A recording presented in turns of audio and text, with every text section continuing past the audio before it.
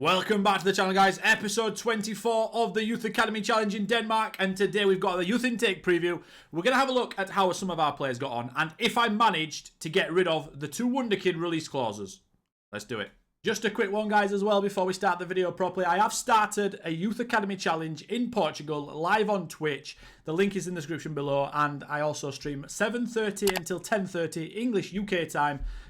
Friday, Saturday and Sunday. So if you've got something to do on the weekends, on the night, if you've not got any plans, jump in the Twitch chat. We have just started it last night on the 5th of July, Friday the 5th of July. So you're not going to be missing too much. Obviously, you can check the VODs out if you want in your own spare time. But I just thought I'd let you guys know that I'm starting one of these saves on Twitch live in Portugal. So if you want to go and check that out, please check that out. Give a follow and all that good stuff. I'd love to see you in the chat. Right, let's get into the video. The winter break is upon us and we have played 17 games in the league and we are sitting in 8th. We've lost the last 2 games.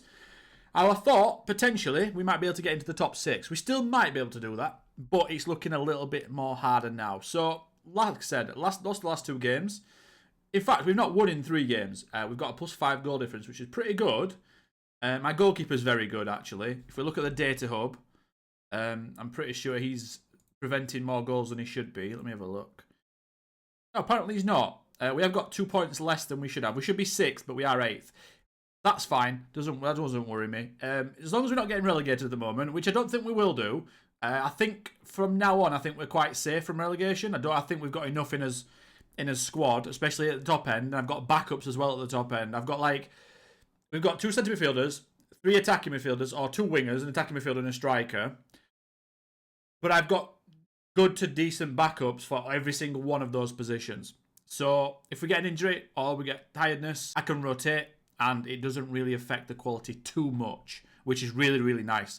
And it leads to us creating a lot of XG like that. We've created the 3rd most XG, just behind FC Copenhagen and Brøndby. We've created more XG than FC Midtjylland and FC Nordsjælland.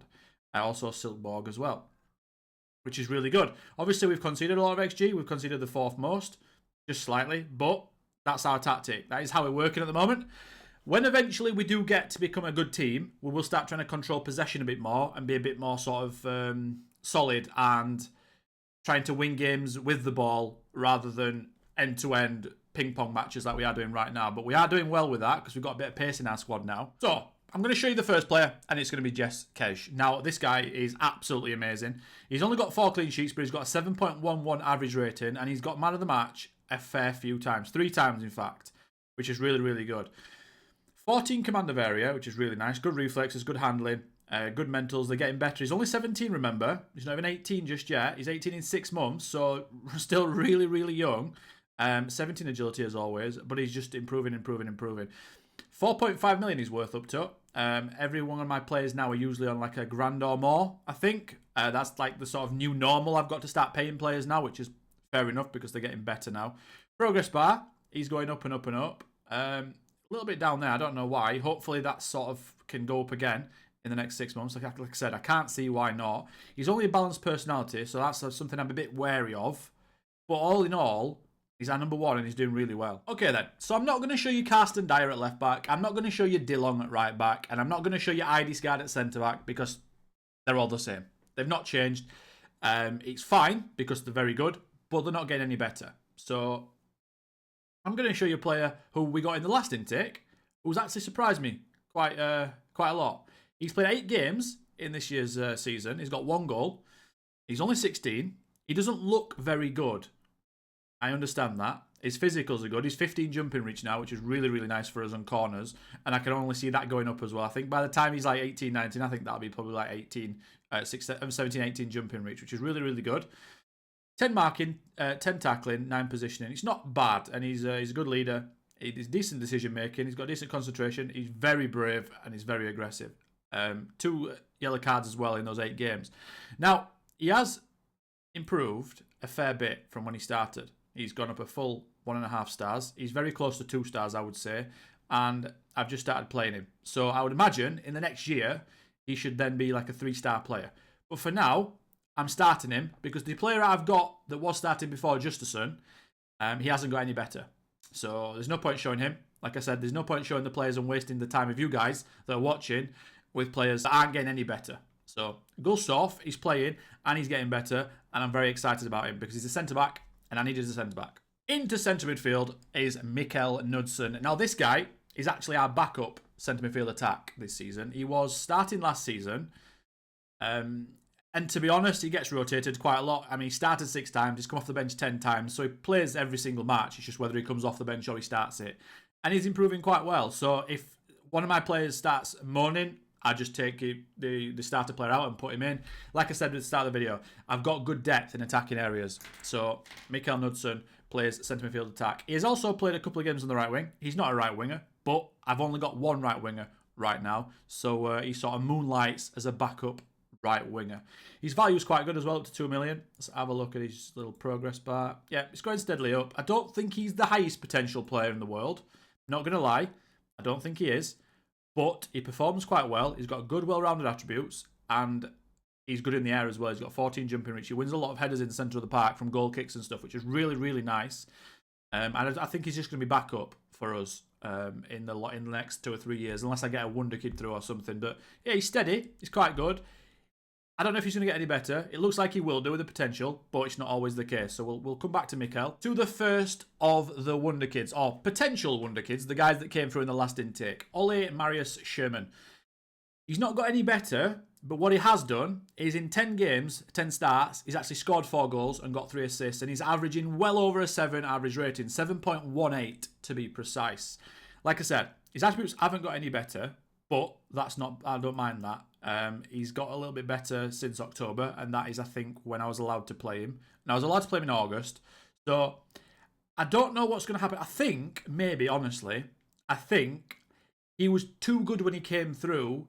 So because of our facilities and our coaching and stuff like that, I think he's got no choice but to get a bit worse to start with, to sort of fall in line with everyone else. And then I think he'll probably go up as we improve everything. So we might be holding him back, I'll be totally honest. But the good news is I managed to get him on a new contract, 3 years with an optional 3 years, so 6 years in total, 1.2 grand a week, which is expensive, but I have to do it. And I've got rid of his extension. His minimum fee release clause. Now, I have put in a relegation release clause of nothing because I'm very confident we won't go down. I'm very confident now that we won't go down. It's a 10% risk. But like I said, there's 2 teams that usually come up every single year, and they usually go straight back down. So we sort of broke that curse, and it doesn't look like we're going to go down. I'm pretty certain. We're actually more chance of finishing the top 6 than the bottom 2 right now. So don't worry, I wouldn't have put that in unless I was really, really, really confident that we won't get relegated. If we do, I'm going to look like the stupidest person in the world, but I really don't think we will. And we've got enough in the squad now to rotate, keep people getting better. That's the thing as well. That's the key thing. As good as my team is now, they're all 18 and under. So naturally, they're all going to get better. So we're only getting better constantly. So I wouldn't worry about relegation. I'm not anyway. And we just need to try and get into that top 6 at some point. No rush just yet, but yeah, we managed to get rid of the clause, which is the main thing. Oscar Hansen then, this guy was our backup left winger. I've started to retrain him into the right wing as well, because like I said before, I only had one right winger. Now he's 6'2". He's got 3 goals, 3 assists in 15 games, 6.89. A little bit disappointing from him. He's a bit of a streaky player. He goes on a run of form where he's like the player of the month, and he's just scoring and assisting everything. And then he goes on a month or 2 where he just has 6.5s every game, and it's a bit annoying. But I think eventually this guy's probably going to be our backup player, and he's going to be a very, very good backup player, especially when we like in the Europa Conference League, and he sort of needed to sort of play in those games and help us through and get some cash in. Yeah, but he's not bad. He's worth up to 3.3 million. He's on 2 grand a week, which is probably one of the highest. I think it's the highest rate paid actually, but I had to do it because his deal was running out and he was a regular starter at the time. So progress bar, he is just going up and up and up. I am getting messages about him in training, so you never know. I am working on his attacking movement. I'm trying to get his off the ball up, his decisions and his anticipation. In fact, looking at that, I could probably change that. Let's get his composure up. Let's work on his composure. Final third, let's work on that. Because it's only 8, and we could definitely do with that being a bit better. After that, in fact, you know what? No, we're going to work on his ball control. I'm going to get his first touch up, his technique and his dribbling. And then we'll work on his composure. Because mentals go up later. So we'll work on his technicals now. But yeah, he's playing left wing, right wing. If he's on the right-hand side, he plays as a winger. If he's on the left-hand side, he plays as an inside forward. But yeah, all in all, he's doing quite well. Again, we're sharing game time. He started the majority of the matches. But He's a good player. Henrik Lindberg. Now, this guy's a weird one. We got him in the last intake. He was sort of the third best player after the two wonder kids. He's... I don't know how to put it. He's good. He plays well. He started 4 games, 10 subs, 1 goal, 2 assists, 6.93. Really good. I just don't know where to play him. Now, he's got 13 finishing, good pace, good technique. So I was thinking, striker, backup striker. But then I saw you guys in the comments saying that the other wonder kid that came through last time, Argerson, a few of you guys in the comments were saying Argerson could be a really good striker. And I think I agree with you. And I've been playing him as striker a few times. I've been trying to retrain him there. But I think Lindberg might have to be backup striker just so he gets some game time. We can have Schreiber and Hansen on the right wing. We can have Ankergren and Argerson on the left wing. We can have Lindberg and Jakobsen up front. And I think that might be a better fit. Alternatively, we loan this guy out and hopefully he comes back an absolute beast. Let me know in the comments, guys, what you think about any of these decisions and what you guys would do. Because I always look at the comments. I've been working through the replies. If you've been getting a lot of replies, I'm working through the replies in the YouTube comments. But don't worry, I see every single one of them and I will get back to you on them. To the aforementioned potential wonder kid then, Kasper Argerson. Like I said, I have been retraining him as a striker. He's only awkward right now, but he's getting there. His determination has gone up, which is really, really good because of the potential personalities in the squad. I do see what you guys were saying with a striker. He's only got 10 dribbling, but he's got good finishing. His off the ball's improving. He's pacey. He's 6'4", good technique. I 100% see what you guys were talking about with the striker shout, and I think it's probably a good shout. Right now, I'm working on nothing because he was crying about it, actually. He was moaning that I was giving him extra to do. So I've taken it off right now. I didn't want to upset him. And I've also given him a contract with the exact same situation as the other guy. So I've given him a relegation release clause, optional extension of 3 years, another 3 years in the bank as well. And yeah, I've managed to get rid of it. So we shall see. I don't anticipate us going down, like I mentioned before. So I think we're safe on that. But I do see him as a striker. Now, you guys said it.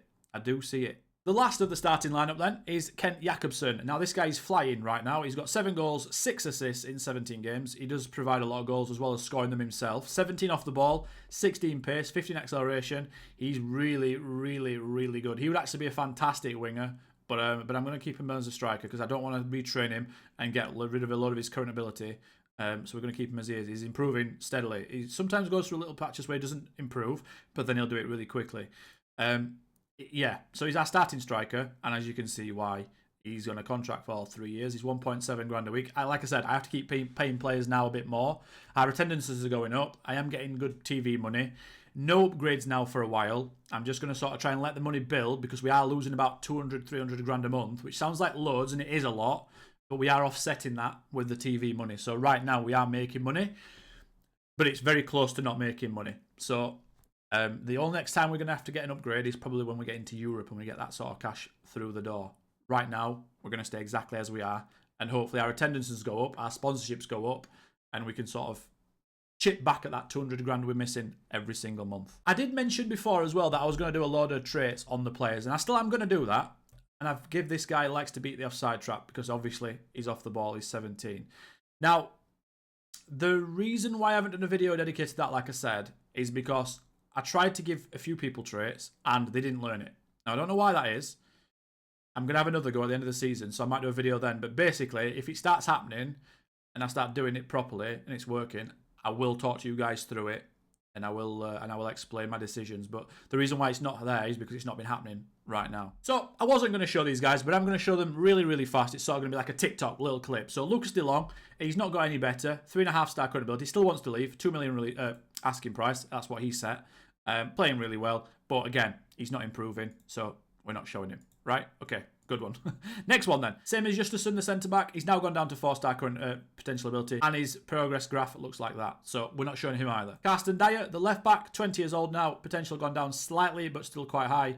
Progress, again, same. When it goes like that, that's usually when they're at the cap. So not showing him again. And the last one is Jens Martin Eidesgaard. Like I said, I wasn't going to show him, but I'm going to show him. He's got slightly better in the last couple of months. I think if I look at his progress bar, it's a little bit better. But he's not really improving, and his potential's gone down to 4 stars. So yes, he starts for us because I've got no other choice. But as soon as I get a centre-back in with high potential, quite clearly high potential, he will be getting dropped. But yeah, he's not too bad. Right, this next guy, Matthias Schöndorf, is absolutely flying. And I mean absolutely flying. As you can see by the upward arrows, he is just going mental. He's going to be soon our starting left-back over Carsten Dyer because it looks like he's got potential to burn and he's already as good as him right now. I've just starting him in the Cups, and I think after the break, he's probably going to be our starting left-back because he's got a bit of pace as well, which is really, really nice. So, yeah, Matthias Schöndorf, really, really good. I mean, look at that. Since the start of the season, he's just absolutely flown. He did come in the last intake, I think. Was it last intake or was it the intake before? It might be the one before, actually. Could be wrong. But basically, I think he's going to be left back soon. He needs to work on his dribbling.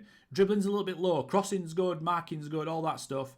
We're working on his pace right now. I'm just trying to make him really quick so he can bail us out a little bit at the back. So I need a bit of pace. Nikolai Gulstorff then is my backup shadow striker. To Peterson.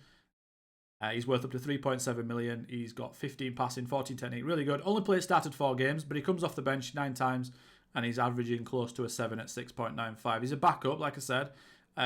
He's only just turned 17 and his development graph is looking quite steady, like I said before. So I do want to play him a bit more. Janus Peterson then is our starting shadow striker. I forgot to show him in the starting lineup because Lindbergh is in there right now because I've just played a cup match. And we got beat to a 3rd division team because I rotated. My fault. Stupid. But it is what it is. It's fine. This guy's got 8 goals in 16 games from Shadow Striker, averaging over a 7. He's very good for us, very consistent. I looked at his transfer. He's wanted by Benfica. I just saw that at the same time as you as well, so that's a little bit worrying. He's got 2 years left on his contract, so I do need to sort that out right now, in fact. Let's have a look at here. He wants a release clause of 2.5 million, but if we can get that off, we can. Let's go. Okay, let's discuss the contract. Important player. Let's get that off. Yeah. 1.5. Let's get the 4-year deal. Let's get rid of that. Let's put the relegation release clause because I'm certain I'm not going to go down. 4 years, 1.5 grand. Fine. Really, really nice. If you know you're not going to go down, by the way, relegation release clause is a little bit of a tip. It's a bit of an exploit, I would guess, but I've just always done it over the years, so it's just natural for me now to do it. Because it's just not often we get relegated as human managers, is it? If you play the game for a long time, basically, is what I mean. Right, so next one, Martin Gartenmann. He's my starting centre midfield attack, usually. He's improving a lot, by the way. He's at his lowest end value, he's 2.1 million. 4 goals, 2 assists in 14 starts and 5 substitute appearances. Like I said, he does start at centre midfield attack, improving really, really nicely. I would like his work rate to go up and his dribbling, but especially in his physicals, he's quite good. Progress bar, he's sort of stagnated there, but that's like sort of post-season, and then he's got better and better and better. As you can see, we've got a lot of options in midfield, attacking midfield, and striker. So the intake preview at the end of this video, I'm hoping, isn't strikers and attacking midfielders. I'm hoping it's centre-backs and full-backs, just defenders. Centre-backs, really. I'm going to show you my starting right winger then, Michael Schreiber. So he is a striker, let's be honest. He is. He's a striker. But I'm having to play him on the right wing right now because my strikers are better than him and I don't have as many right wingers. He's very good mentally. He's very good physically. He's lacking a little bit technically. He's sort of like my Dirk Kuyt, if you remember Dirk Kuyt. Dirk Kuyt. Ex-Liverpool Dutch winger. He's not that Dirk was very bad technically, but he just clearly wasn't as good technically as he was mentally or physically. But he has got 9 goals and 7 assists. So he's got 16 goal contributions in 14 starts. So he's playing really, really well at the moment. In fact, he was man of the match when we beat someone, I think it was 5 or 6-2. Let me have a look at this. Yeah, we beat FC Michelin away from home 6-2. And I think Schreiber was our top player, 9 rating. I think he got 2 assists. But he was just absolutely killing their left back all game. But what a performance this was, by the way. My goalkeeper as well, 8.8. This should have been 6-6. I'll be honest. It should have been 6-all. But we kept finishing. And they kept missing chances. Well, actually, no. Cage kept saving their chances. And we kept counter-attacking and scoring. The best result so far in the entire save. I thought I'd show you guys that. And yeah, it was really, really good. And I thought at that point, do you know what? Yeah, this was sort of when I thought we're not going to get relegated anymore. Because if we can do that away from home at FC Michelin, we were laughing. Stefan Storch then is sort of a weird one because I do want to give him game time and he's got good potential clearly, but he's sort of like my 3rd choice deep line playmaker. So I'm going to try and loan him out in January, hopefully to like a 3rd division team, 2 divisions below us, and hopefully he can come back at the end of the season, a change guy, and we can sort of have a look at how we can incorporate him into the team because I like him. he's just not as good. Basically, he was backup last year, but when the Norwegian guy, wonderkid, came through, Schumann, he sort of took off. He took over the DLP role, and then the other guy went to backup, and then Storch went to third choice. So he's been pushed down the pecking order, sort of against my will and his will, just because the other guy was so good, but he's clearly very good. And last but not least is Ankergren. Again, he's not getting much better, so I'm not going to show him again, I don't think. He's only 19, but his value's come down. He still performs quite well. He's a highest performing player, 7.3 rating in the league, and he doesn't even start really anymore. Just got injured as a double hernia, so he's been out for the last couple of months. But yeah, that's a bad sign, and I do think he's going to be that potential is going to come down to 4.5 star, and then soon it'll come down to 4. And then he'll sort of just stay at this level. Professional personality, which is really, really good. So I'm going to keep him around. He's a highly influential player in the hierarchy as well. So that's really good. But yeah, I'll keep him around for the personality and also the fact that he's a very good player. So that's the team. That's the backups. That's the prospects. Let's have a look at the intake preview to end this video on then. Slayel's youth intake preview. 1, 2, 3. Oh, centre midfielders and strikers. I mean, it's good because there's 2 A's. I do think the intakes now are going to start slowing down as we get in better players. But I would have liked a centre-back. I'm not going to lie. Centre-backs and full-backs are just not there, unfortunately. We shall see. They could be wrong. Michael Murillo-Hasa is very, very good. Professional personality. And he's doing very well for us. So I'm obviously going to keep him. He's been here 7 years. I can't see me replacing him anytime soon. So he's doing a really good job for us. But that is the end of the video, guys. Thank you for watching, as always. The support you guys are showing on this series is amazing. Every time I log into my YouTube, I see it, and I think, wow, you guys are leaving likes, you're leaving comments, you're watching the videos, you're watching them for a long time as well. You're not just watching the start and sort of scrolling through or just turning the video off. You're actually watching it, and I can't thank you enough for that, because it makes me really, really motivated and driven to make more of these videos and to just improve my content in general. So thank you for that. Really, I mean it. Leave a like on this video as well, please, if you would, and a subscription on the channel if you're not currently subscribed. Go and check out if you are. And until next time, as always, I'll catch you then. Goodbye.